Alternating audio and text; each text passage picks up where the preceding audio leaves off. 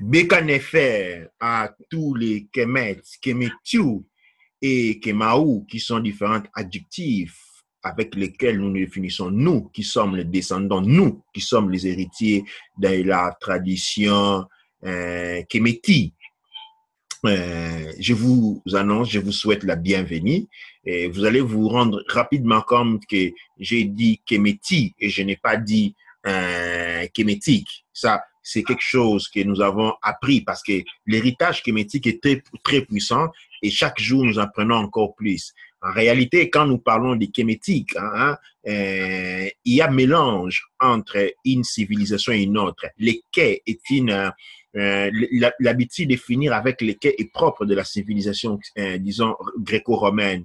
Alors, par contre, quand on indique une civilisation, quand on indique un mouvement, dans la tradition kémétique, on est fini avec les Grecs. Donc, on dit kéméti. Donc, très prochainement, nous allons avoir ces changements, ces updates, où nous allons parler de l'Académie de la culture noire kéméti à la place de l'Académie de la culture noire kémétique. Ceci dit, nous remercions tous nos suiveurs, tous ceux qui se réveillent dans la tradition kémétique. Aujourd'hui, nous nous retrouvons, moi, votre Neb Kinkela, Wamazulu, Kufui, Motepatumra et notre scène Makassi, encore sur le plateau du réveil.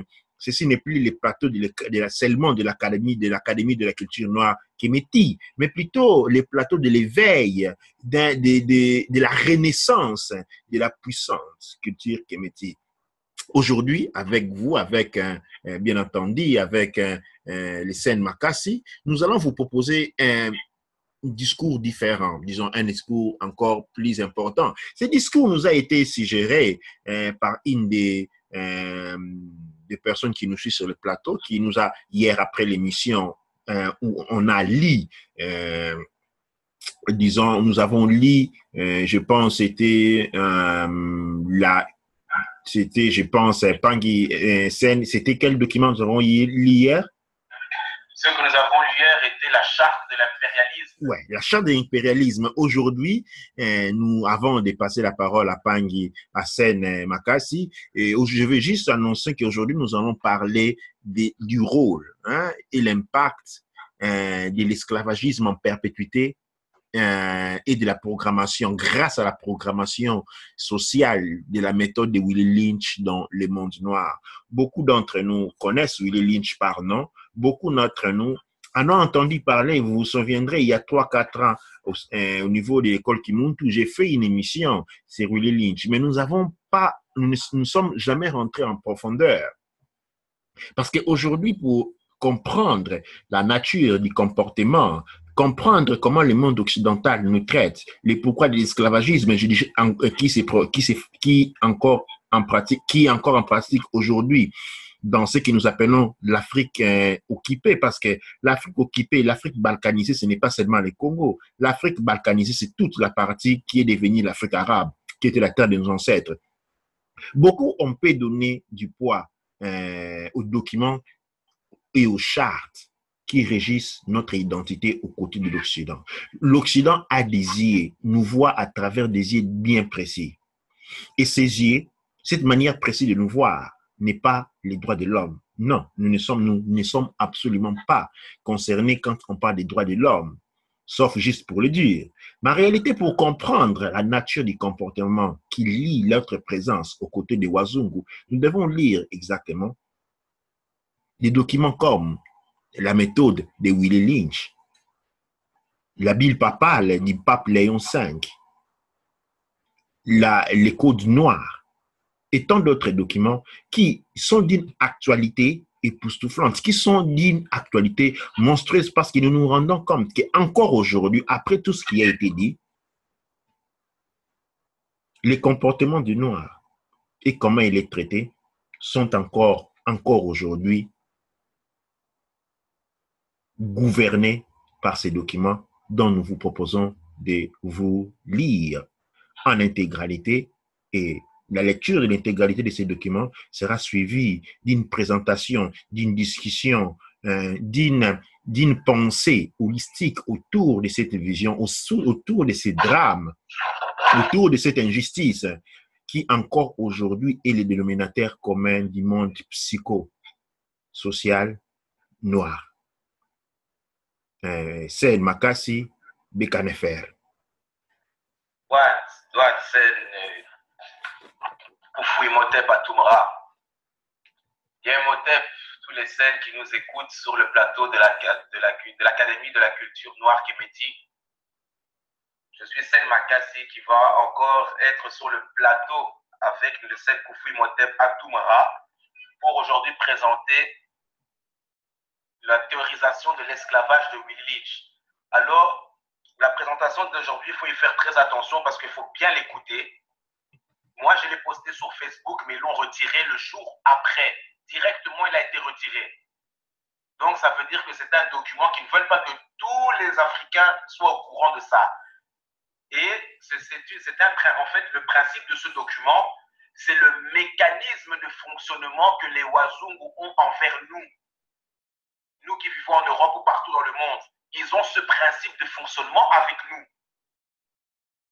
Ça veut dire qu'il ne faut pas vous attendre et dire que oui, mais ça c'était du passé, c'était pas comme ça. Il ne faut pas toujours avoir les films, en fait, les films d'esclavage qu'on vous montre à la télé, on essaye de vous mentir que c'était passé il y a un temps, que ce n'est plus comme ça. Oui, aujourd'hui, vous n'avez peut-être plus les chaînes visibles aux mains, mais vous les avez spirituellement. Donc, je vais laisser la parole directement au Sen Koufoui Motep à Toumra parce que le document est long. Mais s'il vous plaît, écoutez-le attentivement. Doua, avant de commencer, je dis neige, c'est Retz, ou je dirais encore Met Renefer à tous les Mpangi, seulement pour dire bonsoir. Et je dis MSIM S7 Net Netcher, pour dire que je suis en la présence, à la faveur du Netcher.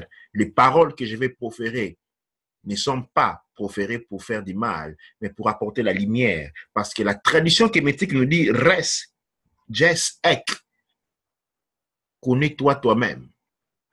Reste, jes ek, connais-toi toi-même. Parce que quand je fais iem, reste, sej ek, qu'est-ce qui se passe? Yir et mahat, je deviens mahat, je fais la mahat. Et nous disons doua netcher re ne ek. C'est-à-dire, avec ces mots, nous remercions Netcher pour nous accompagner dans cette lecture importante et d'être avec nous, d'assister, de nous ouvrir, de nous permettre de comprendre à profondeur. Willy Lynch, ceci est un document qui parle d'une discussion que je vais lire tout simplement. Nous commençons avec une forme de discours qui, je cite, « Monsieur, je vous salue ici sur la banque du fleuve de James en l'année 1712 de notre Seigneur. D'abord, je vous remercie, monsieur, de la colonie de la Virginie, de me faire venir ici. Je suis ici pour vous aider à résoudre certains de vos problèmes avec les esclaves. Votre invitation m'a atteint sur ma modeste plantation des Antilles où j'ai expérimenté sur quelques-unes les plus récentes et les plus anciennes méthodes pour le contrôle des esclaves. La Rome antique nous envierait si mon programme était mis en application. Alors que notre bateau accosta au sud du fleuve James, nommé après notre illustre roi, dont nous chérissons sa version de la Bible, James, j'ai vu assez pour savoir que votre problème n'est pas unique. Tandis que Rome utilisait des cordes de bois comme croix pour tenir les corps humains en grand nombre le long de ses chemins, vous utilisez ici l'arbre et la corde occasionnellement. J'ai aperçu le corps d'un esclave mort pendu à un arbre quelques kilomètres en arrière.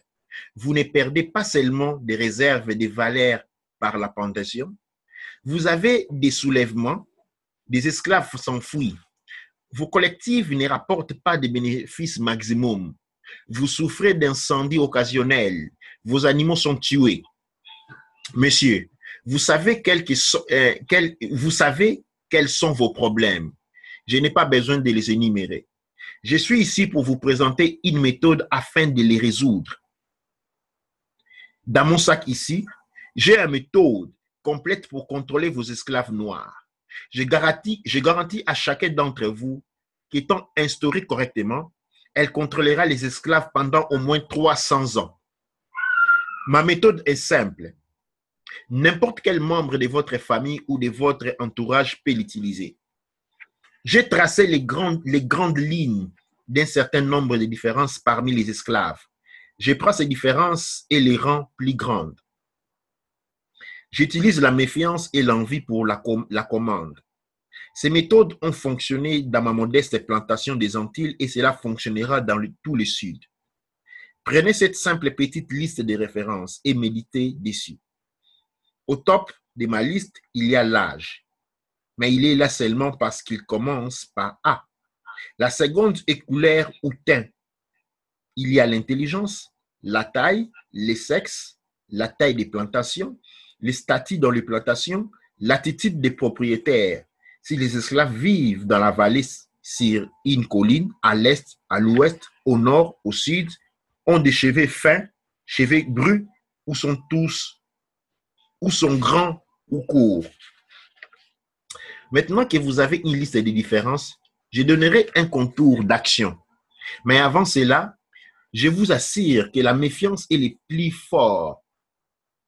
Je vous assure que la méfiance est plus forte que la confiance. Et l'envie est plus forte que la dilation, le respect ou l'admiration. L'esclave noir, après réception de cet endoctrinement, sera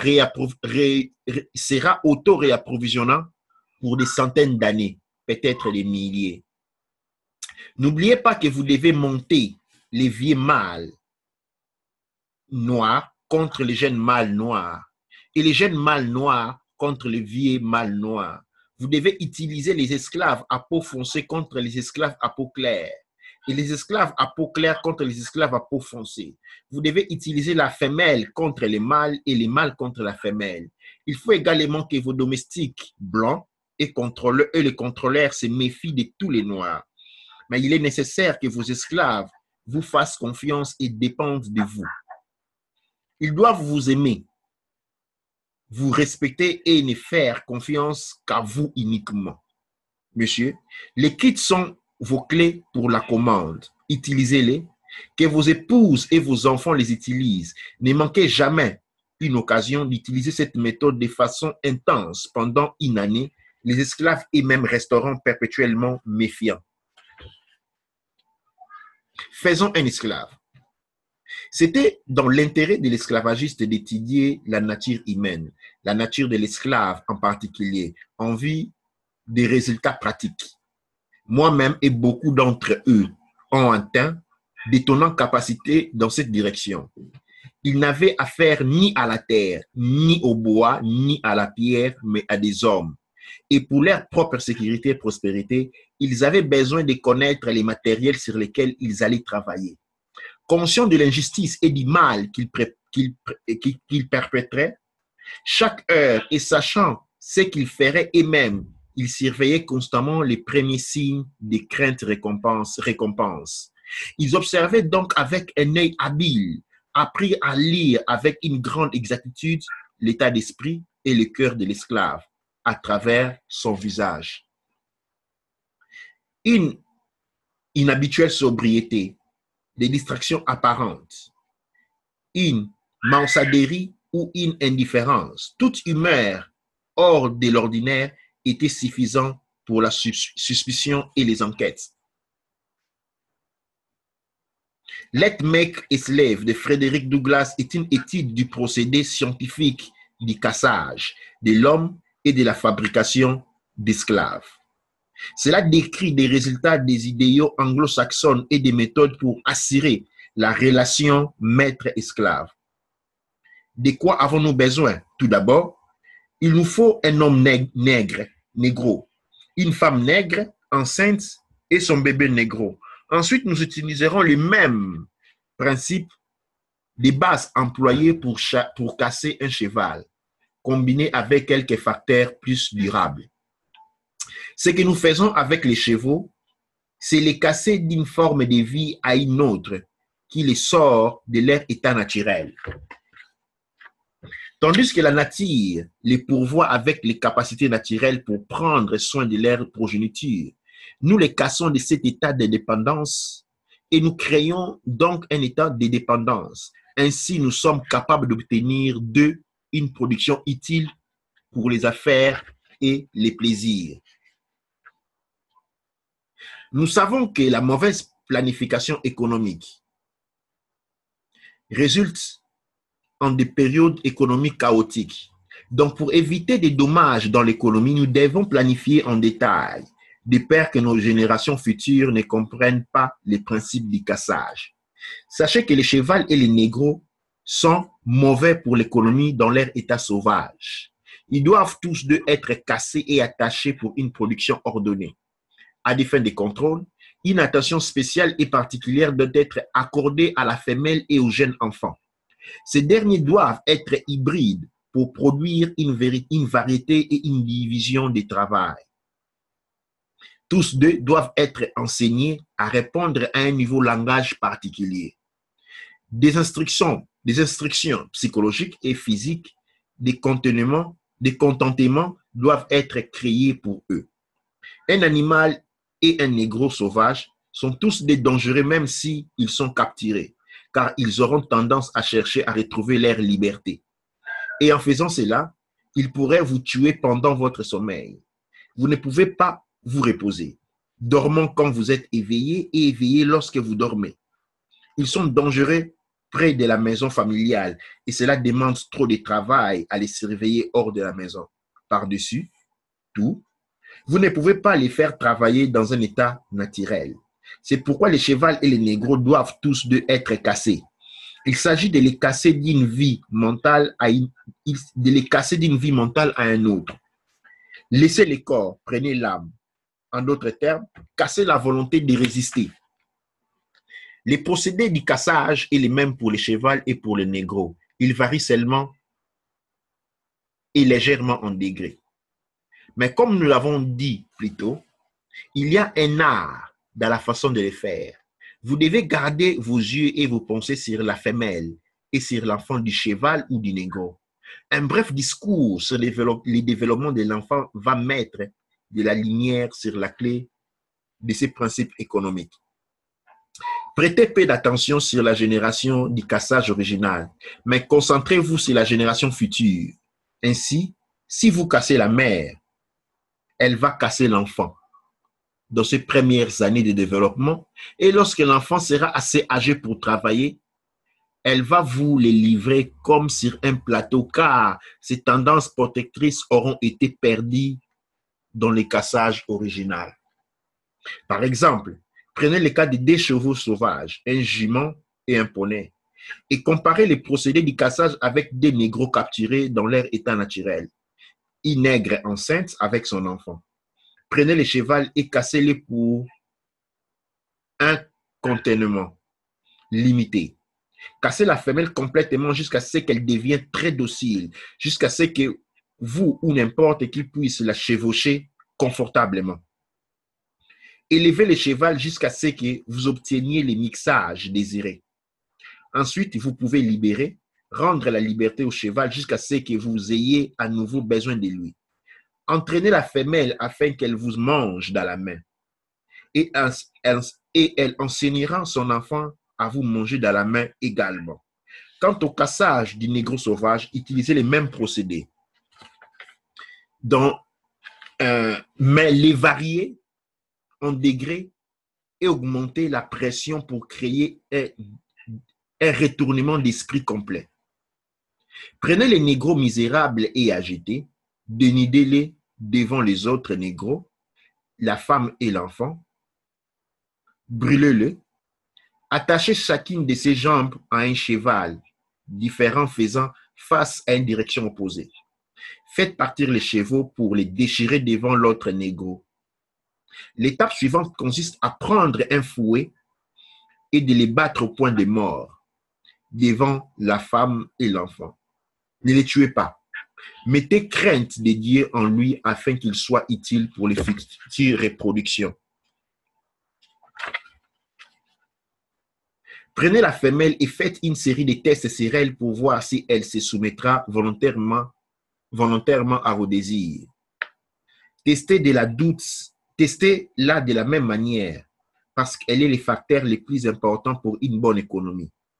Si elle montre les moindres signes de résistance à se soumettre complètement à votre volonté, n'hésitez pas à utiliser les fouets sur elle pour extraire la dernière part de sa négritude.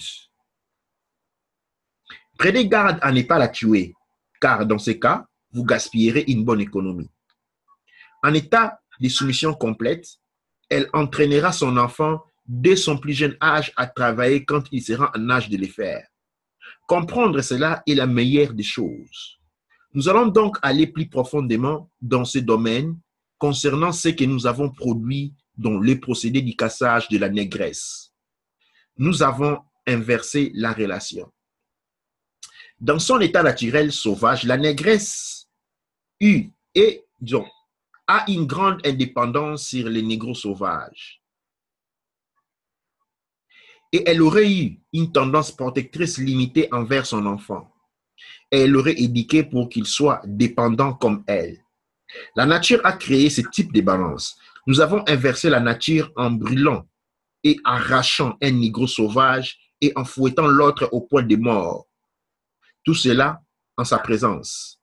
En étant seuls, nos protégés, avec l'image du mal détruit, la situation l'a poussé à quitter son état psychologique de dépendance à un état de dépendance figé. Dans cet état, elle va éduquer son enfant mâle et femelle à rôle inverse. Par crainte pour la vie des jeunes mâles, elle va les entraîner psychologiquement à être mentalement faibles et dépendants, mais physiquement forts. Parce qu'elle est devenue psychologiquement indépendante, elle traînera ses enfants femelles à être psychologiquement dépendants. Qu'avez-vous donc? Vous avez la négresse à l'avant et les négros à l'arrière et apéreux. C'est une situation parfaite pour l'économie. Avant les procédés de cassage, nous devions être sur nos gardes à tout moment. Désormais, nous pouvons dormir tranquilles, car à cause d'une grande crainte, sa femme se tient en tant que garde pour nous. L'enfant ne peut pas éviter les procédés. Il est un instrument utile, prêt à être attaché au cheval dès le plus jeune âge. Lorsque l'enfant négro atteint l'âge de 16 ans, il est complètement cassé et prêt pour une longue vie de travail. Périodiquement, par le cassage du négro sauvage, en jetant la négresse sauvage dans un état psychologique figé, en tuant l'image protective du mâle et en créant un esprit soumis et dépendant du mâle négro, nous avons créé un cycle qui tourne sur son propre axe pour toujours. À moins qu'un phénomène ait lieu et rétablisse la position de l'esclave mâle et femelle. Nous savons de quoi nous parlons, par exemple. Prenez les deux entités économiques d'esclaves et examinez-les avec attention. Unité des mariages des négros. Nous élevons des négros avec des négresses. Ensuite, nous éloignons les négros d'eux et nous continuons à les faire travailler. Supposons qu'une des femelles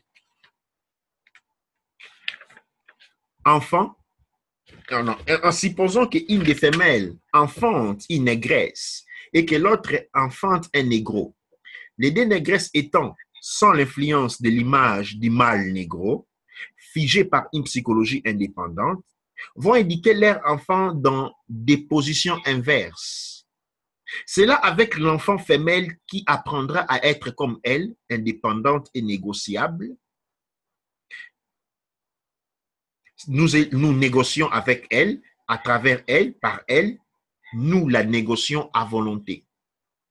Celle avec l'enfant négro étant subconsciemment figé, craint pour sa vie et l'éduque afin qu'il soit mentalement dépendant et faible, mais physiquement fort. En d'autres termes, le corps au-dessus de l'âme.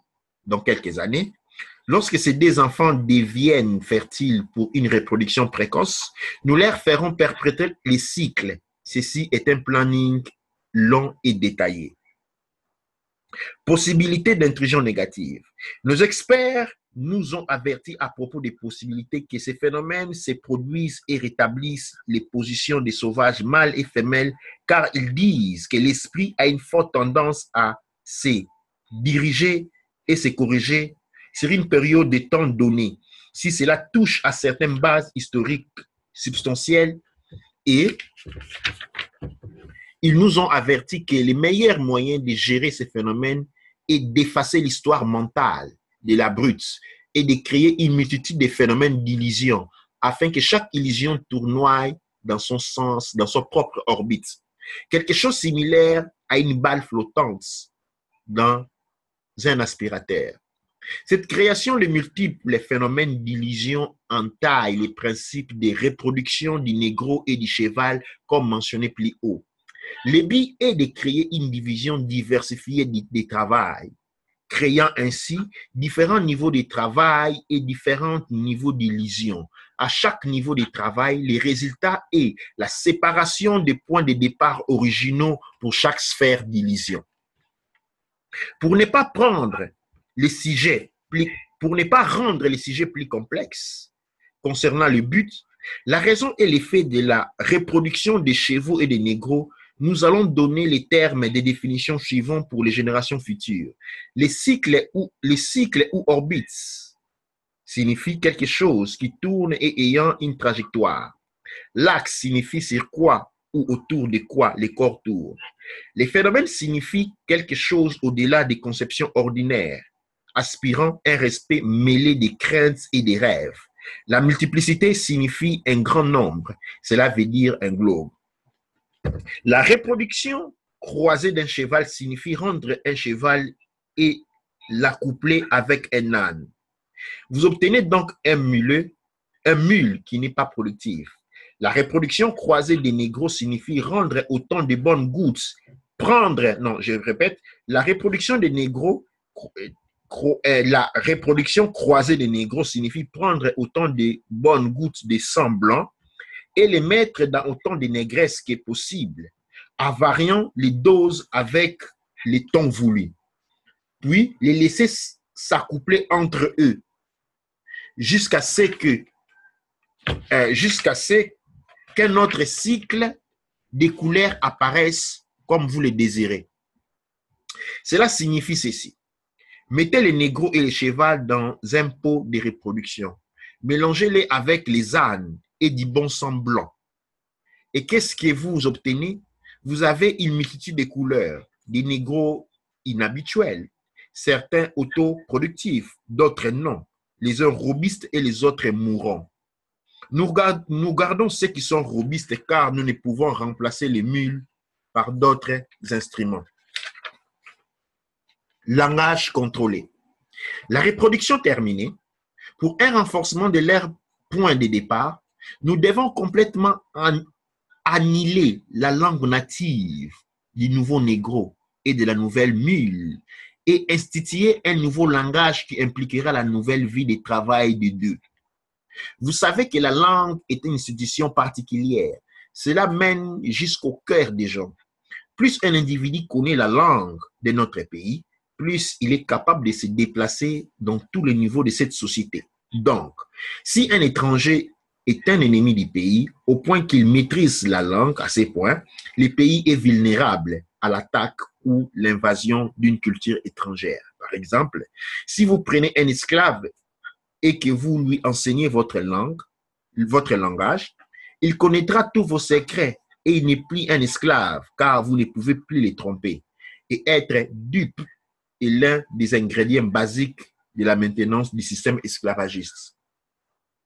Par exemple, si vous dites à un esclave qu'il doit récolter notre champ et qu'il connaît bien la langue, il saura que notre champ ne signifie pas notre champ. Et le système esclavagiste s'écroulera. Ne signifie pas votre champ. Car il relatait la source de ce que notre champ signifie vraiment.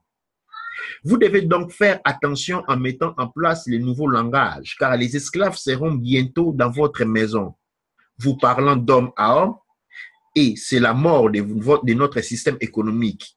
De plus, les définitions de mots ou des termes sont une petite partie du procédé. Les valeurs sont créées et transportées à travers les langages. Une société totale possède beaucoup de systèmes de valeurs interconnectés. Toutes les valeurs de la société ont des relais de langage pour les connecter afin de fonctionner correctement dans la société. Mais dans ces relais de langage, les systèmes de valeurs pourraient profondément être interférés et causer des conflits ou une guerre civile. Les degrés de conflit étant déterminés par la magnitude des problèmes ou des forces relatives d'opposition, peu importe la forme. Par exemple, si vous mettez un esclave dans un enclos de cochons, que vous l'entraînez à y vivre et que vous lui incorporez dès les considérer comme une situation de vie normale, les plus grands problèmes qu'il vous causera et qu'il vous ennuiera pour que l'enclos soit propre. Et si quelque chose est incorporé dans son langage au point qu'il valorise une maison plus que son enclos de cochon, vous aurez un problème. L'esclavage sera bientôt dans votre maison. Merci, monsieur. Signé Willie Lynch. Nous avons fait une longue lecture et j'espère que j'ai pris le temps d'aller mot par mot, une lecture bien pesée pour réaliser la profondité, la profondeur de ces textes et surtout ce qui frappe encore est l'actualité. Pendant que j'étais en train de lire, je ne pouvais pas me réserver d'observer ce qui s'est passé, ce qui se passe encore aujourd'hui au niveau des familles. Par exemple, aux États-Unis, où dans 90% de la population, les hommes sont en prison. Comment Willie Lynch dit, il faut éloigner les hommes. Il faut les éloigner. Et quand on voit les métissages, et là encore, on démontre qu'on dit des gouttes de sang blanc, c'est-à-dire la femme est prélevée, on doit s'arranger qu'elle doit être soumise. C'est-à-dire même l'acte sexuel en ce moment est une torture donnée à la femme. Après cela, cette femme-là doit rentrer chez son mari et continuer comme normalement. Vous allez vous remarquer que dans beaucoup de familles, vous avez, moi encore en grandissant, vous voyez une famille et il y avait un enfant qui avait la peau très claire et les autres étaient noirs, comme tout le monde. Alors, ce sont les choses qui sont encore présentes aujourd'hui quand on voit, par exemple, comment on a la dilation. Vous avez des familles, quand ils ont un ami qui a, quand on a un enfant qui a, quand on a un enfant avec une blanche ou un blanc, vous voyez comment la famille est au galop, au confort. C'est le Jésus qui est né, tout le monde vient apporter des cadeaux. Mais quand vous avez un enfant noir, et c'est normal, on crée des problèmes. Alors, on voit l'actualité de tous ces documents, ce que ces documents comportent. Et comme j'ai dit dès le commencement, ces documents nous font réaliser au fait que l'identité noire n'est pas régie par les droits de l'homme, que l'on dit de la France. Il est plutôt régi par des documents comme celle-ci, comme Willie Lynch, comme la Bible papale, comme les codes noirs. Et nous devons faire un effort parce que ces documents, les Blancs ont appris par des années, après des générations, à vivre de cette manière. Les serpents père changent de peau quand il est vieil, il ne change pas de nature. Les loups perdent les poils, mais ne perdent pas les vices. Et sur ces mots, nous ouvrons notre débat avec Monseigneur Makassi. Et quelle est l'impression que tu as reçue ou disons senti durant la lecture de ces documents? Franchement, ça m'a vraiment touché au cœur. Si j'étais une âme très sensible, je serais en train de pleurer maintenant. Parce que c'est vraiment quelque chose de grave. C'est exactement ce qui se passe. Et moi, ce qui m'ennuie, c'est de voir des Noirs qui ne comprennent pas ça. C'est pour ça que d'un côté aussi, j'ai plus de pitié pour les Noirs à cause de ça. Mais ce qu'on a lu ici, ce que tu as lu ici, mais c'est ce que nous sommes en train de vivre tous les jours. On vit ça tous les jours. Il a donné vraiment leur manière de fonctionner avec nous. Comment ils font. Et en plus, tu as bien lu ici. Tu as bien lu. N'hésitez pas à donner ça à n'importe quel membre de votre famille ou de votre entourage peut l'utiliser. Mais est-ce qu'on se rend compte de ce que ça veut dire? Absolument. Et là, je vais intervenir en disant, quand vous avez dit, donnez ça aux membres de votre famille et votre femme pour l'utiliser, cela se reconnecte avec la déclaration du pape Léon V qui dit l'esclavage en perpétuité. Voilà. C'est-à-dire, le pape Léon V a donné les principes et Léon Litch a trouvé la méthode. Oui. Absolument. C'est vraiment, franchement, moi, j'inviterais beaucoup les femmes à lire, à écouter ça et à lire ces documents parce que je ne sais pas dans quel monde on est en train de vivre là. J'ai l'impression qu'il y a beaucoup de femmes qui ignorent leur pouvoir et leur pouvoir a été bridé par ça. Il a été bridé par ça. Donc, ça veut dire, il a bien dit, hein, vous cassez la femme cassera son enfant. Dans les familles africaines, vous le savez très bien, c'est qui envoie le garçon travailler? C'est qui envoie le garçon faire les gros travaux? Oh non, toi tu es Yosa Mobile, Yosa Makas, tu dois être fort. Mais dans la tête, rien du tout. Tu es là seulement pour obéir à ce qu'on te dit, point à la ligne. On a vécu ça dans les familles africaines. Faites un peu les rétrospectives dans vos propres familles, vous allez vous rendre compte que c'est ce qui se passe. C'est exactement ce qui se passe. Les mamans qui sont en train de détruire les garçons. On donne un conseil comme ça aux garçons, aux filles, on donne un autre conseil. On est en train de détruire les hommes dès le plus jeune âge. On détruit indépendant. Elle va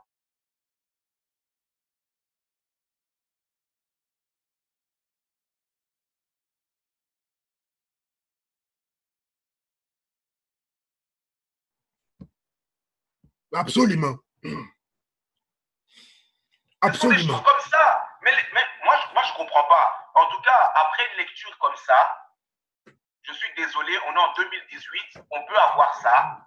Il n'y a plus d'excuses. Il n'y a plus d'excuses de oh, la pitié, non, on ne savait pas. Non, non. Celui qui veut savoir, il va savoir. Nous, si on a pu tomber là-dessus, on a pu le trouver. Parce que moi, pour avoir ce document-là, les premières fois, j'ai cherché. Non, pardon. J'ai un ami qui m'a dit, tu as déjà vu ce document. Il me l'a montré, je l'ai lu une fois, je l'ai lu deux fois. J'ai dit, c'est pas possible. Je l'ai relu une deuxième fois. Là, aujourd'hui encore, tu me le lis, ça me fait encore mal. Donc, on vit dans un monde où les gens veulent être ignorants. Les femmes, s'il vous plaît, les femmes africaines, s'il vous plaît, il est grand temps de vous instruire et de savoir ces choses-là. Parce que quand les Wazungu viennent se marier avec vous, ou que vous pensez aller avec ces hommes-là parce qu'ils vont vous sortir de la merde, eux, dans leur tête, ils ont gagné sur vous. Ils ont gagné sur vos maris. Maintenant, vous comprenez pourquoi beaucoup de vos maris ne trouvent pas d'emploi et qu'on le donne seulement à vous. Il faut lire. En tout cas, ce document-là est en train d'expliquer ce qu'on est en train de vivre aujourd'hui. Et il a bien dit, vous les y travaillez pendant 100 ans et vous allez voir les esclaves qui vont ils auront ça dans la tête pendant 1000 ans. Pendant toute leur vie, ils auront ça génération en génération. Donc, ça veut dire que comme on est là, le syndrome de Lynch est dans la tête de tous les Noirs. Absolument.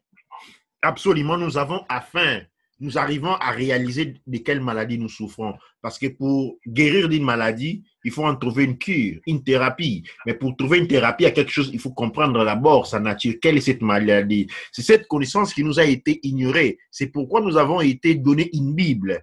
Et nous allons encore aller en profondeur. Nous avons une invitée surprise. Nous avons Yaya Coucou Mbiku Kikela Wamazulu. Disons, les PDG ou les directeurs généraux de la compagnie Mbiku dit sur nous sur le plateau. Beka Nefer Yaya Mbiku. Beka Nefer à tous les Mpangi et franchement, je dois encore reprendre mon souffle parce que en écoutant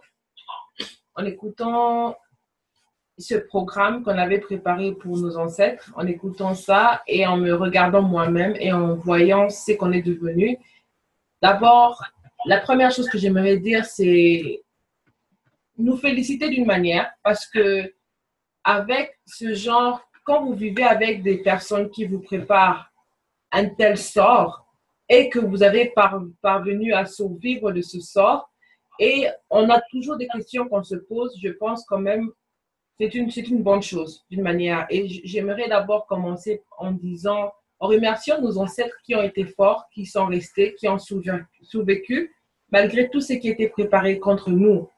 Et maintenant, en écoutant cette histoire, en écoutant comme les choses se passent, alors franchement là, c'est vrai que je n'ai pas les mots, mais je voulais vraiment venir pour essayer d'expliquer un peu parce que franchement, quand moi je grandissais, je donne une expérience personnelle.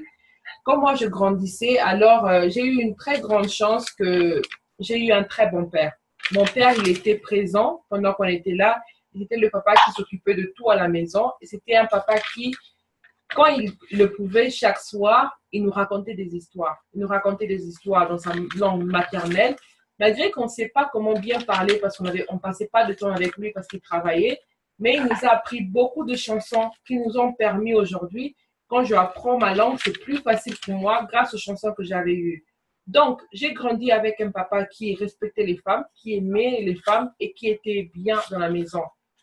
Malgré ça, j'avais une expérience où j'étais, je dirais, entre guillemets, féministe, où je pensais que les femmes souffrent un peu partout dans le monde, les femmes sont en train de souffrir, donc on doit arrêter ça. Donc les femmes ne doivent pas supporter les hommes, ne doivent pas supporter ce que les hommes font et tout ça comme ça. Donc les femmes doivent être fortes, les femmes doivent être comme des hommes pratiquement. Et alors, dans ma carrière, j'ai recherché de trouver un de travail où les femmes sont comme des hommes, où les femmes ont les mêmes pouvoirs que les hommes et tout. Mais il y avait une fois, en faisant tout ça, je me suis rendu compte, il y a une question qui s'est posée derrière comme on dit, en réfléchissant, et une réponse qui revenait tout le temps, qui disait que la femme que j'aimais, ou ce sentiment que j'avais négatif contre les hommes, d'où est-ce qu'il venait vraiment?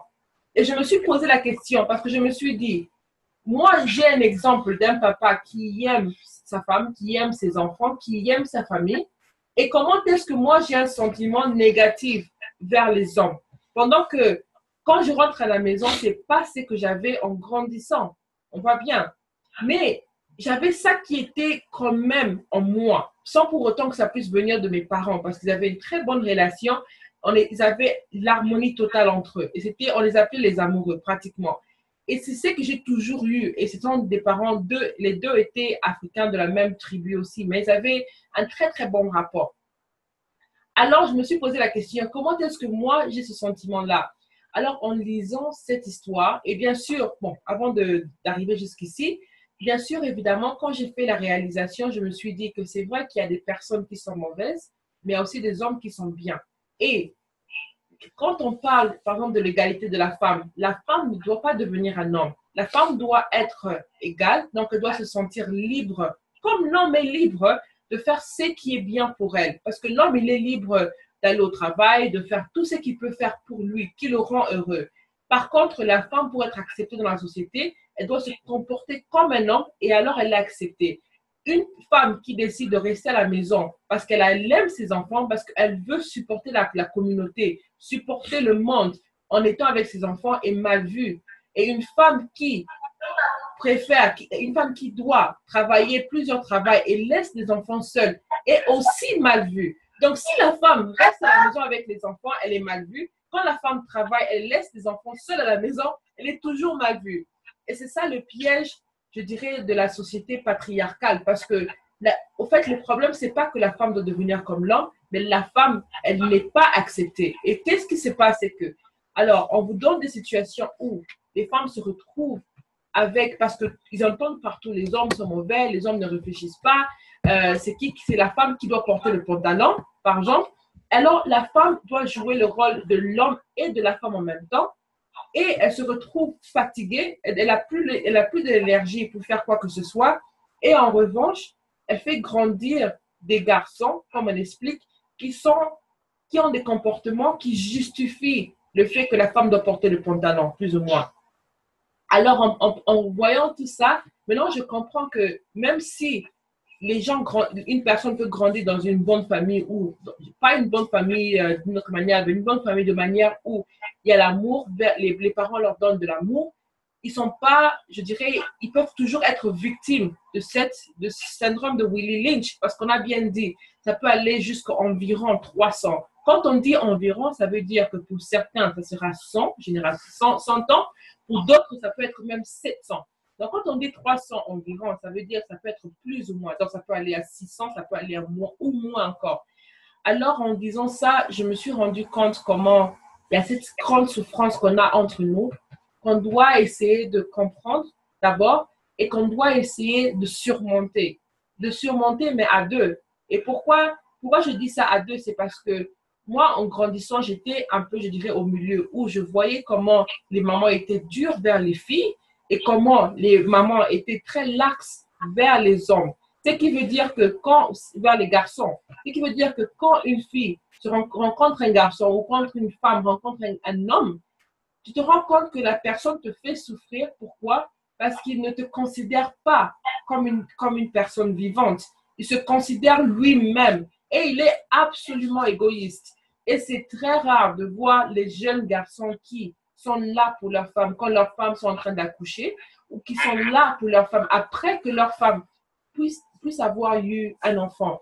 Ils partent directement. Pendant que la femme est là enceinte, lui, il part chercher une autre directement. Pourquoi? Parce qu'il doit faire reproduire des enfants pour le mettre. Mais il ne se rend même pas compte que l'agenda qu'il a contre lui est contre lui. Et aussi certains hommes qui, quand ils sont avec, je dirais, une personne de notre race, ils sont très gentils, ils sont compréhensibles, ils s'adaptent facilement. Mais par contre, quand ils se retrouvent avec une de leurs sœurs, des fois même, si vous êtes de la même tribu, ils se comportent bizarrement. Déjà, quand la tribu change, le comportement commence à changer. C'est une personne de notre pays, il respecte plus, mais il ne peut pas respecter sa sœur qui est même comme lui. Et c'est ça qui est un problème. Et ça va, pas seulement des hommes, mais aussi des femmes qui ne respectent pas leur homme, ou encore, je dirais, qui n'apprécient pas le fait que, en tant que femme, des fois, les pays où on se trouve nous donnent plus d'opportunités par rapport aux hommes. Pourquoi? Parce qu'on a l'air de faire moins peur. Et on pense que nous, on est toujours les femmes qu'on était il y a 100, il y a 300 ans. Mais non, moi, je dirais qu'on doit montrer qu'on a changé, qu'on doit montrer qu'on n'est plus ces femmes qui étaient sous la pression de Willie Lynch et qu'on a compris, qu'on comprend leur langage, qu'on a bien compris ce qui s'est passé. Et maintenant, on doit créer une situation ultérieure pour nous-mêmes.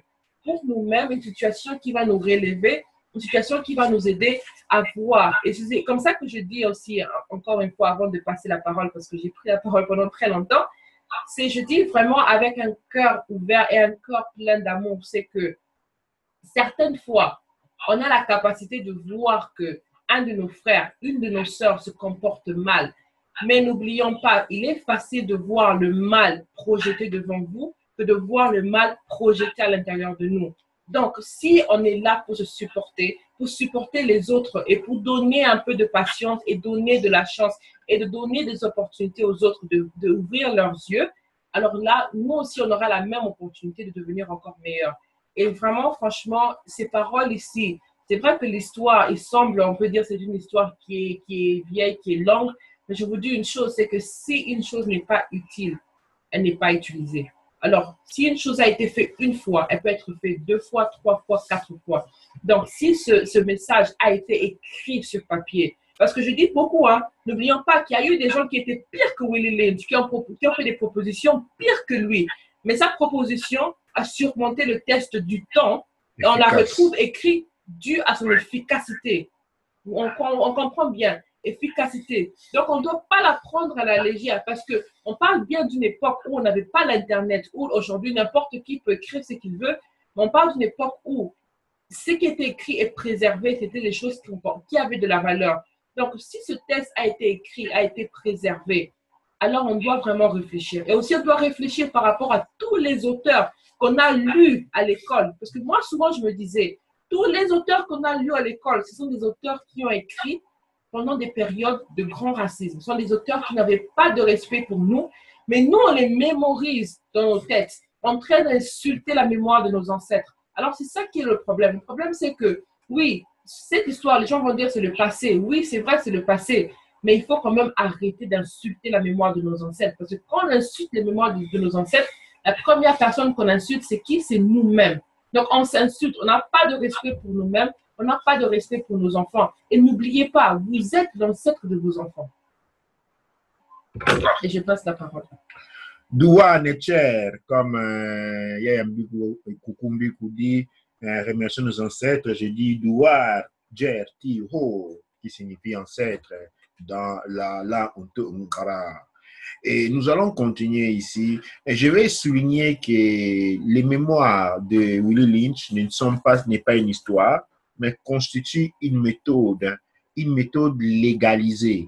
Vous pouvez voir comment elle est implémentée, comme Selma Kazi venez de signaler. Quand vous allez quelque part, pour une maison ou pour en banque, vous allez vous rendre compte que quand vous avez affaire à un Muzungu, il ne vous parle pas, il parle toujours à votre femme. Il ne parle jamais aux hommes, il vous parle toujours à votre femme.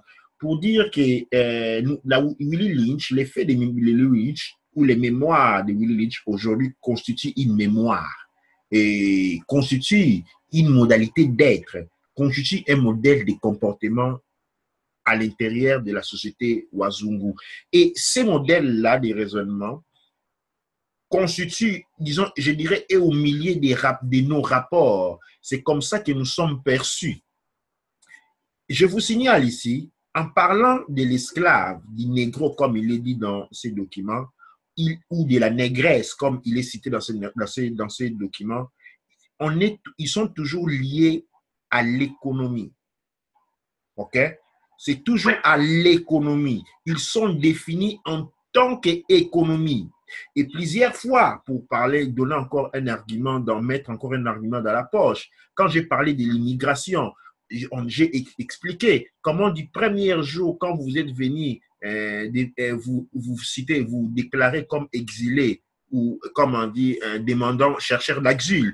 Au dernier jour, quand vous allez être accordé ces droits-là, vous allez vous rendre compte que vous êtes passé de gauche à droite à générer l'économie. L'avocat, les juges, là où vous allez signer, tous ces gens-là ont été payés sans que vous, c'est-à-dire, encore une fois, vous êtes traités en termes économiques parce que vous représentez une économie. Encore là, nous trouvons les liaisons directes de la loi de l'immigration occidentale directement reliées au document de Willie Lynch. C'est pour dire, nous devons nous rendre compte de l'actualité. Nous devons nous rendre compte de combien cela a affecté, combien aujourd'hui, comme l'on dit encore, les mamans qui sont détruites. Et vous vous rendez compte que généralement dans la famille, la maman, elle est très sévère avec la fille. OK? Et pratiquement large avec les garçons. Pourquoi? Encore une fois, cette économie se retourne autour de l'enfant et de la femme. C'est la femme qu'il faut briser. La femme est brisée. L'homme, par contre, il est brisé et humilié. Là encore, nous trouvons pourquoi, comme Yaya venait d'indiquer, ces hommes qui viennent féconder les femmes et puis s'enfuient. Le document de Willie Lynch dit, une fois que la femme avait été fécondée, il fallait éloigner l'homme. Pourquoi éloigner l'homme? Pour que l'enfant devait grandir. Cet enfant sur lequel se centre l'économie devait grandir et de la bouche de la maman qui a déjà été brisée. En fait, l'enfant, le garçon est brisé lui-même déjà en grandissant. C'est plutôt la fille qui résiste. Donc, l'emphasie est vers l'être qui résiste le plus, qui font encore briser. Et quand vous voyez le modèle d'éducation à l'africaine, ok, à l'africaine comme l'on dit aujourd'hui, elle reflète à 250% les mémoires de Lynch. C'est-à-dire, chaque génération africaine, parce que la vérité est la vérité. Je suis désolé avec ceux qui vont penser contrairement. J'insiste ici que la vérité est la vérité. La vérité ne cesse pas d'être une vérité parce qu'on n'y croit pas. Ou bien que les mensonges deviennent vrais parce que tout le monde y croit. Tout le monde peut croire à tout ce que l'on veut. Mais c'est aussi longtemps que ce que l'on croit est fausse, elle reste un mensonge.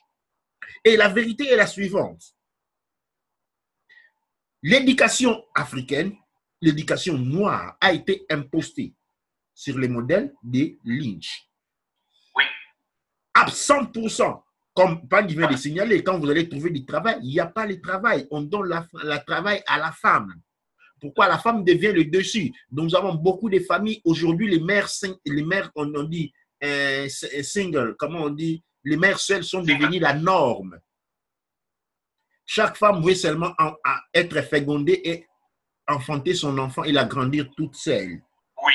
Mais cela sort complètement de la méthodologie de Willie Lynch. Et cette méthodologie avait un moyen. Et cette femme qui veut se considérer celle, elle ne réalise pas qu'elle n'est considérée celle qui est dans un cadre économique.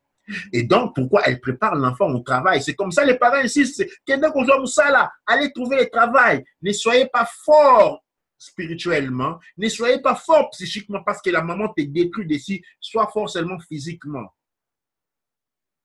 Tout ceci, oui, tout à fait, est conçu dans le cadre de l'économie occidentale. L'économie occidentale ne se sert pas seulement des minéraux noirs, mais dans l'économie occidentale, dans l'économie Wazungu, les premiers facteurs d'économie est l'homme et la femme noire. Et ceci doit être fait sans que lui s'en rende compte. Et ce mécanisme est tellement entaillé, c'est comme ça qu'il commande notre système éducatif. L'ONU ne décide pas de l'éducation en Chine. L'ONU ne décide pas de l'éducation au Japon. L'ONU ne décide pas de l'invitation en Arabie, mais elle met une mainmise puissante sur l'éducation en Afrique. Et tous les pays noirs qui ne sont pas contrôlés d'une manière exaspérée, eh bien, on s'arrange pour qu'il n'y ait aucune éducation, en fait, qu'il n'en ait absolument rien. Que le stress soit mis autour des gens pour que vous n'ayez pas les manières d'être instruit, d'apprendre, parce que l'instruction, c'est seulement apprendre qui vous êtes. Et ceci, nous devons réaliser les degrés de la destruction dans laquelle nous sommes. Le monde noir est seulement un grand centre, est un grand clinique rempli de malades, où les docteurs, disons, remplis de malades, où il n'y a plus de docteurs. Et certains de ces malades ont commencé à jouer à faire les docteurs. Voilà. Hein? Donc, certains des malades ont commencé à faire les docteurs, sans pour autant comprendre ce qu'ils sont en train de faire. Et nous devons de nous guérir. Nous devons guérir de cette maladie.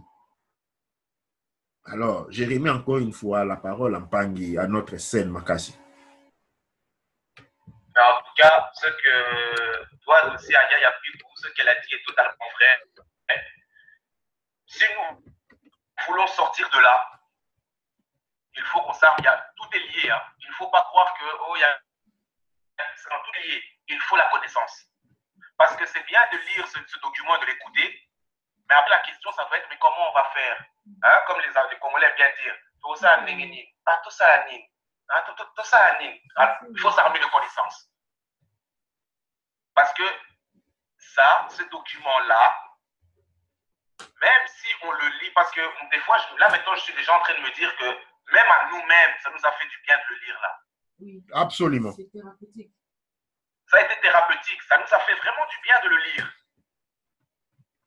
Et le fait que celle Kofi Montep Atoumra l'ait lu, c'était comme un narrateur qui nous lit ça. Donc, c'est comme si c'était extérieur, donc ça vient, ça rentre. Tu dis, mais c'est pas possible. C'est comme si on t'expliquait, en fait, on t'explique ce qui t'arrive. Il faut s'armer de connaissances si vous ne voulez plus être dans ce piège-là.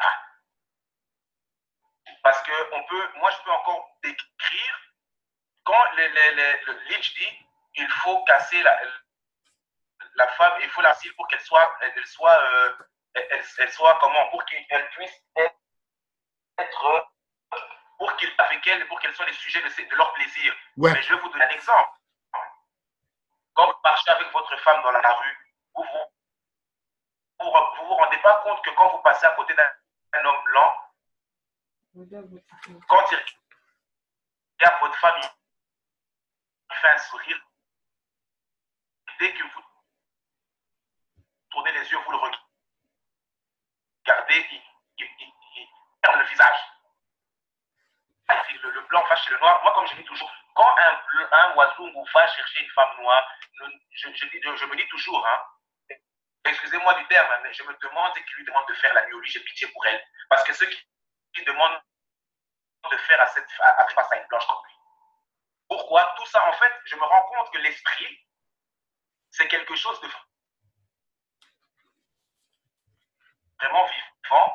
Par un Wazungu, il va lire, il va te dire par hypocrisie, oh mais c'est dégueulasse. Mais en fait, au fond de lui, c'est déjà implanté. C'est comme une nature en lui, en fait. Oui, absolument. C'est sa nature. Oui, c'est sa nature. C'est sa nature.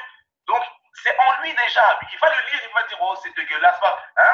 Juste par hypocrisie, oui, c'est dégueulasse, quand même ce qui est écrit là, c'est pas bien. Mais maintenant, quand il te dit ça, demande-lui, dis-lui, maintenant, observe-toi toi-même. Et même dans leurs blagues, ils le disent, hein. Ah, mais vous, les Africains, vous êtes exotiques, hein, vous êtes chauds. Hein. Mais tout ça, ça découle de ce document-là, ça vient de là. Absolument. Absolument. Là, pour compléter un pan, je vais les relire la partie qu'on dit « Prenez la femelle et faites une série de tests sur elle pour voir si elle se soumettra volontairement à vos désirs. » Ah, ben voilà. Testez-la de toutes les manières parce qu'elle est le facteur le plus important pour une bonne économie. Si elle montre les moindres signes de résistance à se soumettre complètement à votre volonté, n'hésitez pas à utiliser les fouets sur elle pour extraire la dernière part de sa négritude. Vous vous rendez compte? Ça, c'est ce que l'on dit. Ah ben voilà. C'est ce que l'on dit. Alors, c'est comme ça, vous allez vous voir, quand ils viennent, par exemple au Congo, on dit une jeune fille, on dit Mwanandumba, et Mwanandumba devient une pute, c'est-à-dire une femme qui est là à leur disposition. On les met psychologiquement. OK? C'est comme ça aujourd'hui encore. Hein? Il suffit à toutes nos sœurs qui sont aussi, il suffit qu'un blanc s'approche d'eux. Vous voyez voir les comportements, comment elles changent. Oui, tout à fait. Et tout cela découle de la psychologie ou de la programmation. Parce que là, nous parlons d'une programmation neurolinguistique. Quand on parle de Lynch, nous devons parler de la programmation neurolinguistique de Lynch sur le peuple noir. Tout à fait. Tout à fait. Ça, aujourd'hui, est la cause de nos malheurs. Les Kabyles du Tour ou les Sassou du Tour, ce sont des instruments, bien entendu, mais ils ne sont pas la cause. Les causes sont beaucoup plus profondes. Les causes ont été implantées dans chacun de nous. Et nous devons aujourd'hui parler en termes de thérapie, de cure. Nous devons, si vraiment nous avons l'intention d'avoir des enfants qui vont grandir et se libérer, nous devons penser en termes de comment guérir de ces grandes traumatologies, de cette grande traumatologie noire, et non pas en termes de comment gérer nos propres diamants. Nous n'en sommes pas en mesure, parce qu'il y a une programmation neurolinguistique tellement importante en nous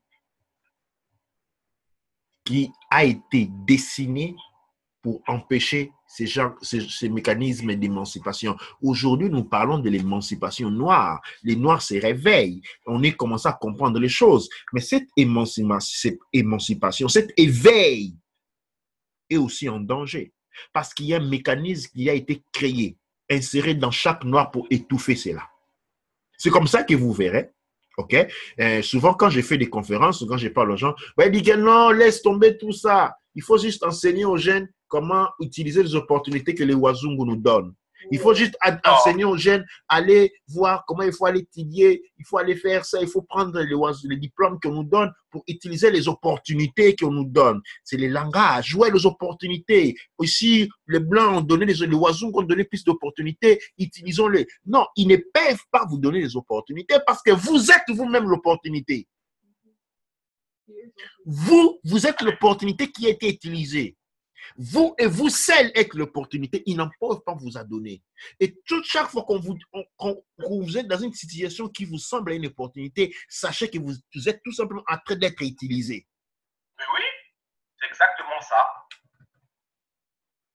Mais beaucoup d'entre nous se perdent dans cette considération. Pourquoi? Là, je retourne encore à un point que Monseigneur Makassi avait développé. C'est parce que l'on voit le monde à travers les yeux de l'homme blanc. Et là aussi, nous les trouvons dans la programmation de Lynch. Quand on parle de la linguistique, ok? On parle de la linguistique, l'importance des langues. Aujourd'hui, quand nous parlons des langues, et là, j'encourage surtout mes étudiants qui essaient à étudier les langues de nos ancêtres. Mais vous devez réaliser un élément très important dans la langue de nos ancêtres, qu'il soit Bambara, qu'il soit Kikongo. Pour pouvoir, la langue est l'esprit de la culture. Et aussi longtemps que la langue est originelle, il est pratiquement impossible d'abattre son esprit.